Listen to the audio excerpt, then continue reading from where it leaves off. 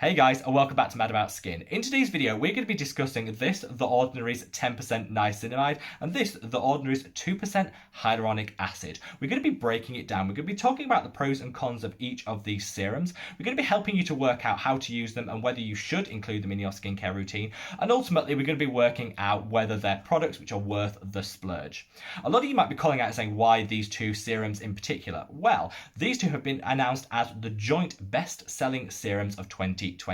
That means so many people already have them in their skincare routine, but also that a lot of people are going to be listening to the press and seeing the hype around these and might want to include them in their own skincare routine. So now seems a really good time to pick them apart and look at some of the pros and cons.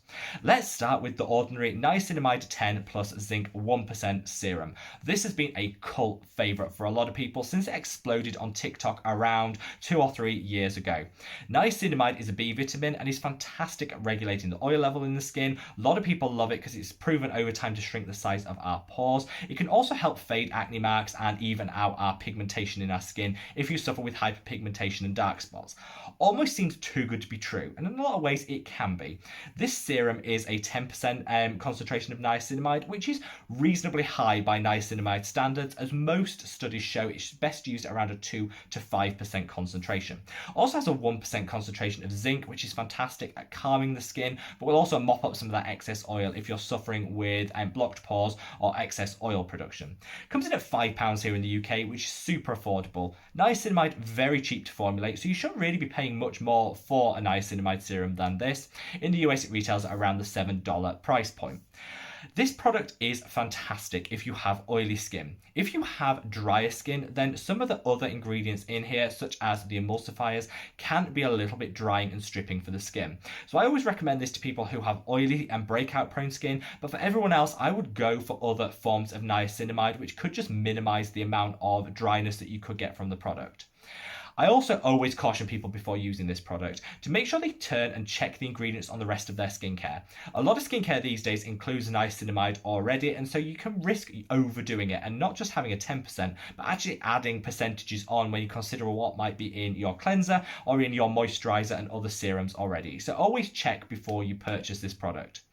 Overall, it goes on as a nice lightweight serum. It's easy to absorb into the skin and it works well with other products. So it's one of those that's quite easy to slot into your skincare routine, and there's no real things to think about in terms of what it can and can't be paired with. Super flexible, which is why a lot of people absolutely love it. I always caution, do you need it? Check your other products first and make sure you don't have pre-existing dryness or dehydration in the skin, because this could make it worse. But for everyone else, it's a great option if used correctly.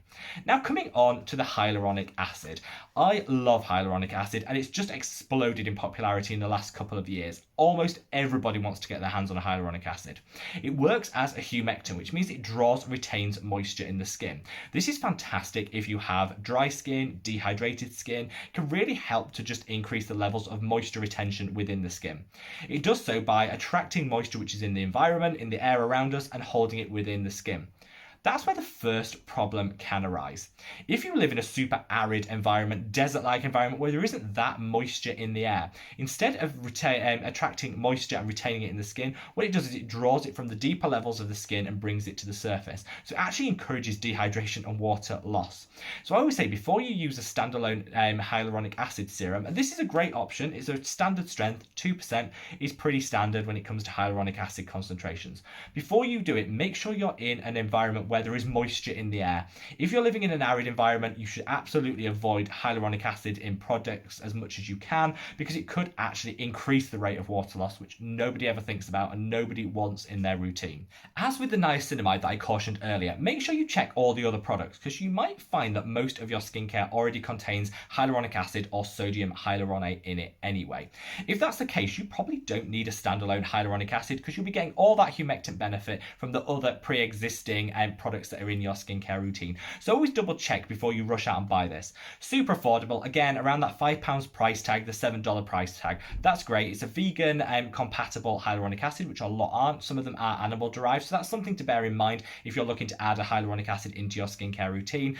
Overall, the price point's attractive, and I definitely like the fact that you've got a vegan alternative to some traditional hyaluronic acids. But one thing I will call out with this product is I find it pills if you use it alongside other water-based serums. It sort of balls up, and I don't think it's super compatible with other serums that you're including in your skincare routine. That can be a little bit problematic if you're someone who likes to layer multiple products in your routine. Also, I do find it leaves a little tackiness to the skin in a way that a lot of other hyaluronic acid serums don't. They tend to sink in completely. This leaves a little bit of film of tackiness on the skin, which is something to bear in mind, as not everybody actually wants that from their end result of their skincare routine.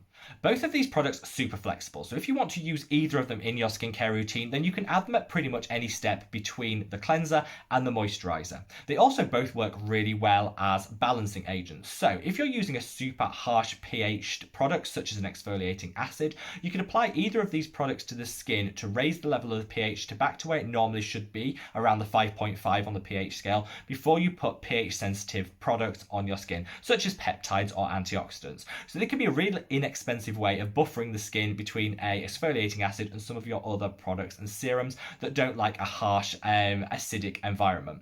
Overall, I would question whether you need either of these products in your skincare routine. Neither of them are bad, they're well formulated, and the price is really good for what you're getting in both of these products. They can work well as buffering agents, as I said before, and they certainly can help to hydrate and even out the skin's tone. However, if you look at any of your other skincare products, they probably already contain sodium hyaluronate, hyaluronic acid, or niacinamide. In that case, I think by adding standalone steps of either of these two core ingredients, you could end up overdoing it and risk sensitivity, redness, and irritation. All the things you're trying to avoid in your skincare routine. I would say if you're somebody who loves either of these products, sound off in the comments below and let me know. If you're thinking about adding either to your skincare routine, just check that none of your products already contain these ingredients and that you might risk overdoing it. Both these products are compatible, I'd say, with most skin types. In terms of the niacinamide, I would avoid it on very dry skin because some of the ingredients within it could exacerbate that dryness, but both will work well with oily or acne prone skin, and they work really well together. You can layer them, you can use them together, and they will give a nice hydration and an evening and a balancing of the skin. I'd love to know what your thoughts on either of these products are, but hopefully this does shine a little bit of a light on the two best-selling serums of 2020 and helps you to work out whether you want to include either of them in your skincare routine. Like I say, leave me a comment with your thoughts. If you like this video, please give it a thumbs up and subscribe, and wherever you are in the world, guys, stay safe, stay well, and I look forward to seeing you in the next video. Take care. Bye.